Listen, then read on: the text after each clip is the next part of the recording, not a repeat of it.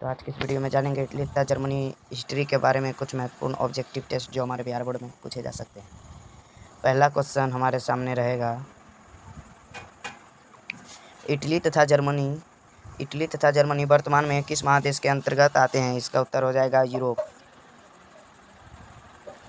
Question है, France में किस शासक वंश की पुनः स्थापना वीना कांग्रेस द्वारा की गई?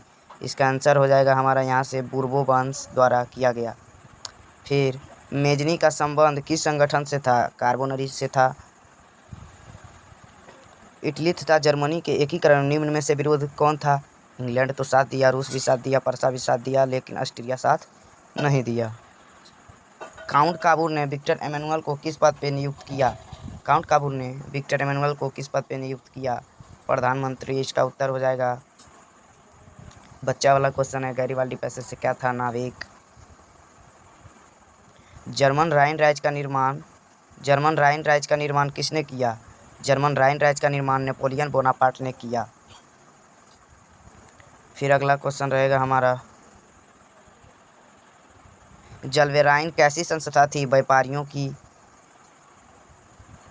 रक्त एवं लोहा नीति का अवलंबन किसने किया? बिस्मार्क ने किया था।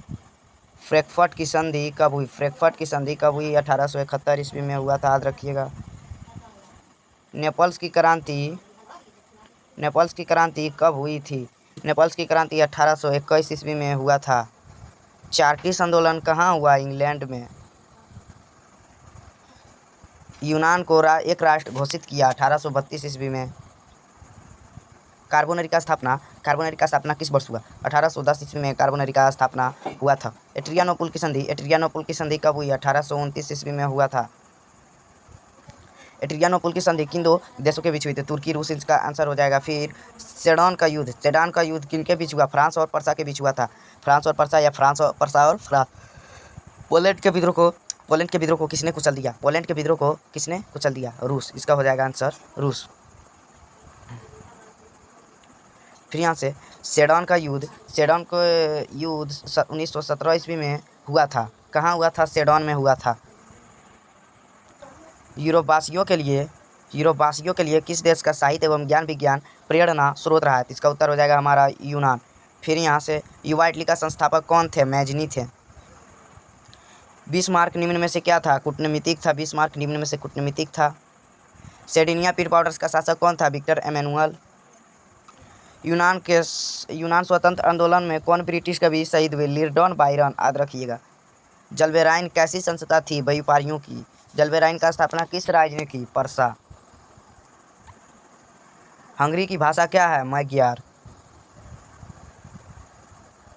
यूनान को स्वतंत्र संग्राम में किसकी पराजय हुई? तुर्की की पराजय हुई थी बच्चों।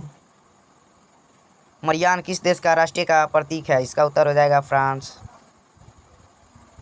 यूरोपीय सभ्यता का पालन किसे कहा जाता है? जो बोल रहे थे आ गया, वेरी वेरी इंपॉर्टेंट क्वेश्चन। और इसका आंसर होगा, यूरोपीय सभ्यता का पालन किसे कहा जाता है? इसका उत्तर हो जाएगा हमारा, इस 4 गो में से कोनो एक होगा इसका, लेकिन उत्तर होगा यूनान। इसका उत्तर कौन होगा? यूनान होगा। फिर अगला क्वेश्चन, एक्ट ऑफ यूनियन किस वर्ष पारित हुआ? एक्ट ऑफ यूनियन 1707 ईस्वी में पारित हुआ था, याद रखिएगा।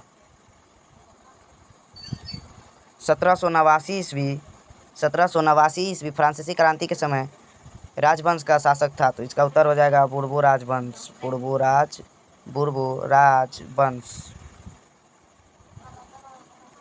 नेपोलियन संहिता किस वर्ष लागू हुआ? नेपोलियन संहिता 1804 ईस्वी में लागू हुआ।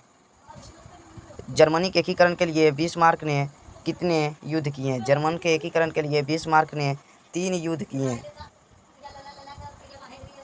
वीना कांग्रेस के समय कौन राष्ट्र सम्मिलित नहीं था? रूस। वीना कांग्रेस पवित्र संत की योजना किसने प्रस्तुत किया? रूस ने। यंग इटली का संस्थापक कौन था? मेजनी। किसने कहा कि अंग्रेजी भाती लकड़ी काटना बहुत ही पसंद करूंगा? इसका हो जाएगा चार्ल्स दशम ने। पर्सा का शासक कौन था? विलियम प्रथम। यूरोप किस देश का मरीज कहा जाता है? तुर्की। नेपोलियन ने जर्मनी में किस संघ का स्थापना की? राइन संघ। वीना कांग्रेस किस संधि द्वारा यूनान को स्वतंत्र राष्ट्र घोषित किया? एड्रियानोपुल की संधि द्वारा। फिर अगला क्वेश्चन, यंग यूरोप का संस्थापक कौन है? मैजिनी। नवगुल्फ आंदोलन कहाँ हुआ? इटली में। इटली याद रखिएगा। मेटरनिक कौन था? ऑस्ट्रिया का चांसलर। कार्बोनरी का स्थापना किस वर्ष हुआ? 1810 में हुआ था। किसने किया कार्बोनरी का स्थापना? मेजनी। कार्बोनरी का स्थापना किस संगठन से था? मेजनी का संबंध किस संगठन से था? कार्बोनरी मेजनी किया था इसका संबंध।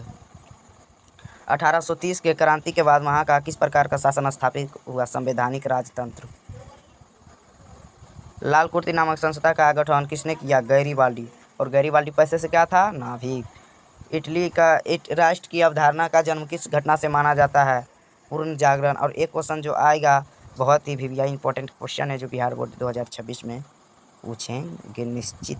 रक्त एवं लोहा नीति का अवलंबन किसने किया? 1 मिनट का टाइम है, जल्दी बोलिए। रक्त एवं लोहा नीति का अवलंबन किसने किया?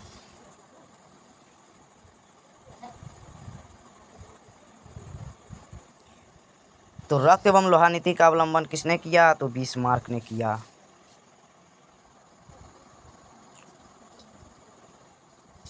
किस युद्ध के बाद जर्मनी के एकीकरण पूरा हुआ? सेडान का युद्ध के बाद। और किस संधि द्वारा हुआ? फ्रैंकफर्ट की संधि। लास्ट क्वेश्चन, इटली तथा जर्मनी के एकीकरण के समय वहाँ का फ्रांस का शासक कौन था? Napoleon III। तो उम्मीद है आप लोग को समझ में आ गया होगा इतना क्वेश्चन, और आप यहाँ से बहुत सारा टेस्ट दे सकते हैं, साम्यवाद, समाजवाद, इस तरह से अन्य टेस्ट दे सकते हैं। तो मिलते हैं अगले वीडियो में। जय हिंद, जय भारत।